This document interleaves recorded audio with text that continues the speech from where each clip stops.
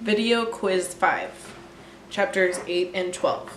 What were the key ideas or ideas that stood out in the chapter to you? Chapter 8 discussed special occasions, small group presentations, and work presentations. The key ideas were that we deal a lot with group homeworks, group assignments, group presentations, and that is why we do it so much during college and during high school. It's for us to be able to communicate and work with people for one goal, and that's why we have to learn to work with each other, find each other's strengths, and have that great product because everybody was included. In work presentations, they have to create a masterpiece that ultimately has to do with sales, upgrades, expansions, and production.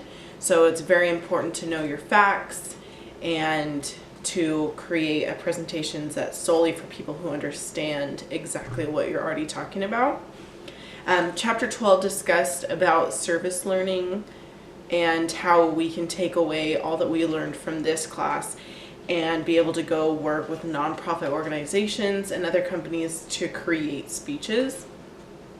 What I didn't know before reading these chapters is that in chapter 8, it's a good idea to get with your group and go around in a circle and say your name, say what you like to do, just get familiar with each other, and then to communicate those strengths so that when you do present, everybody uses their strengths instead of being just told, you do this, you do that, without understanding if that's something they're comfortable with. Chapter 12, I didn't even know it was an option, that Service Learning has different groups.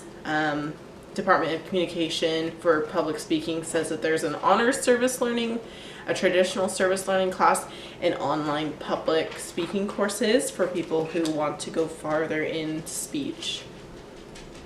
I think these ideas are important to public speaking because learning how to speak in front of a crowd when it's a special occasion is very frightening, but also exciting at the same time. So you have to know exactly what you're going to say, keep it short and sweet, as well as working in a group when you're at work or college. We're always going to be around people. We're always going to have group assignments, and that's why it's a good idea to learn this now and be comfortable with it. How can they be used in other areas of your personal and or professional life? Learning all the tips to working in a group helps us in our professional lives, just like I said, to create products at our optimal strengths. Number 5, read the lecture material and supplemental information for the week. In this week, we read chapter 11 and also discussed the art of persuasion. The main points were how we are to clearly organize our speech in a way of questioning facts, values, and policy, and how to use Monroe's sequence pattern to map out the argument. Thank you.